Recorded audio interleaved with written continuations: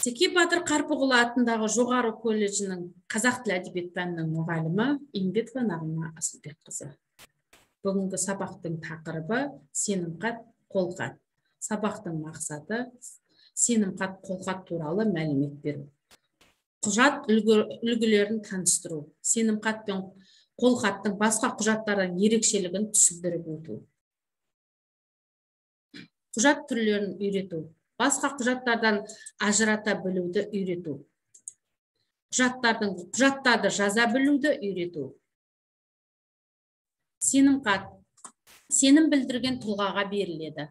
Сенім білдіруші тұлғаның кәсіпорын атынан беріледі. Қандайда бір іс-әрекет іс-әрекетті асыруға құжат беріледі. Олардың өзара келісімін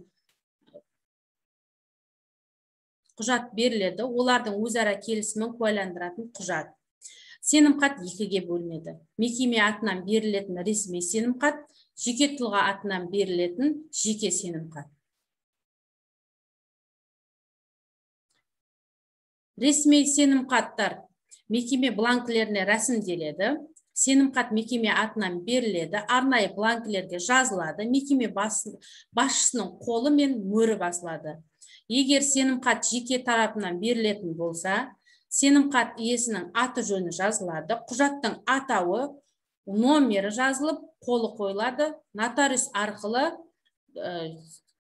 сенімхат иесінің қолын растап, мөрі басылады.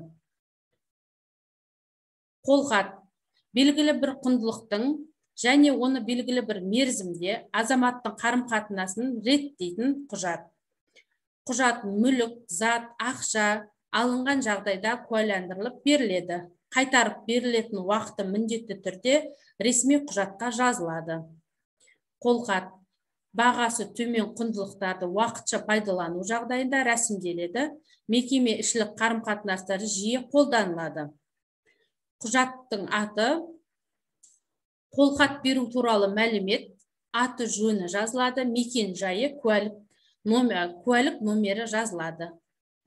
Қолхат алушы туралы толық мәлімет, аты жөні, мекен жайы, жеке куәлік номері.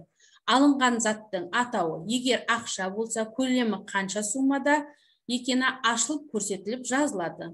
Қайтарылатын уақыты, қайтарып алынған жағдайда шарты, қолхат жазылған күні, талапкердің қолы, мекеме мөрі басылады. Мысалға, мен Әйгерім Асылбекқызы.